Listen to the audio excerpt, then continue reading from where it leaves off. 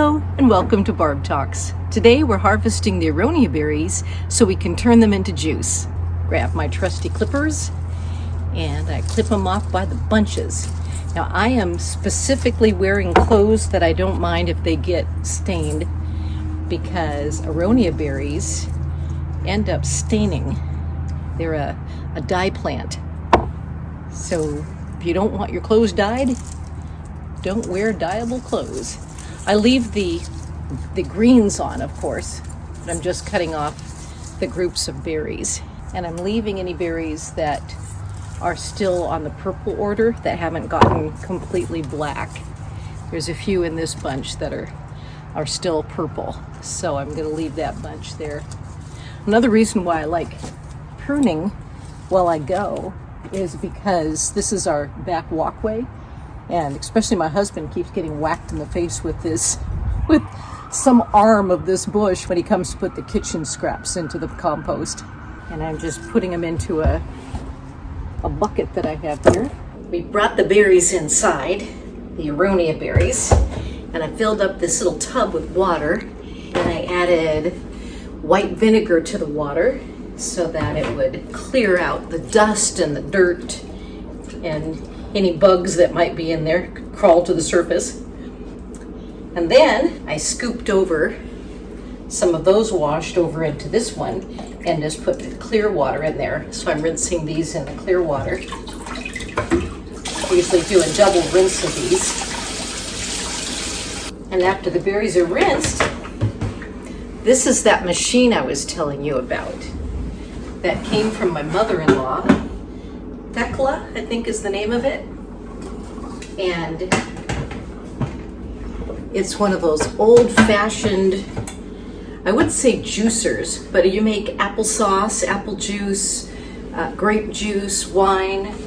It's that type of thing. It has a lid. And then you put your fruit in this top basket with holes in it.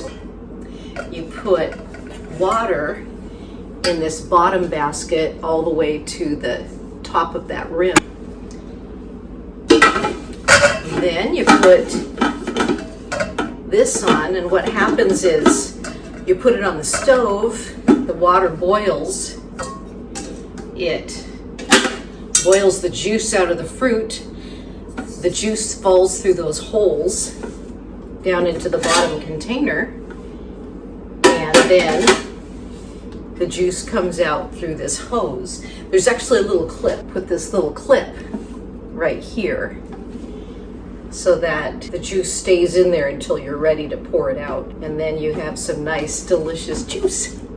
The pan is a little stay having juice in there. Apple juice, Aronia juice, pear juice, grape juice. Then I put this on the stove and then put this on top of it and then put the washed fruit inside. On top of the Aronia berries, the black ones under there, I put some random fruit that I've had laying around. I had some apples, and these are gummy berries from a gummy berry bush that I no longer have. And I've had these in the freezer waiting until I had an opportunity to make some more juice. So now, turn on the heat and put on the lid.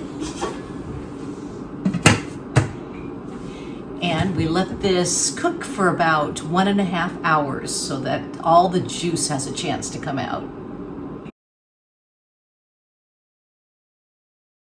It's the following day. I let the juice cool overnight so that I could pour it out easily. I just need to undo this clasp and then the rest of the juice will come out.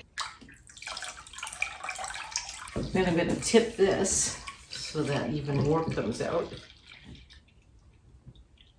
And what we have is some beautiful Aronia juice with a little bit of gummy berry, a little bit of apple. And then I get some random jars. These I think were like an old ketchup jar and a salad dressing jar.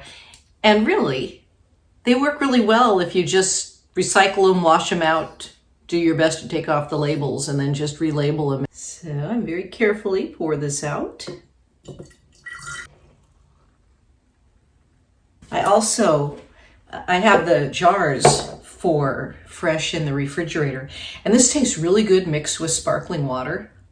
The other thing I do is I freeze the remainder so that I can have fresh juice later. Cheers, and thanks for watching Barb Talks.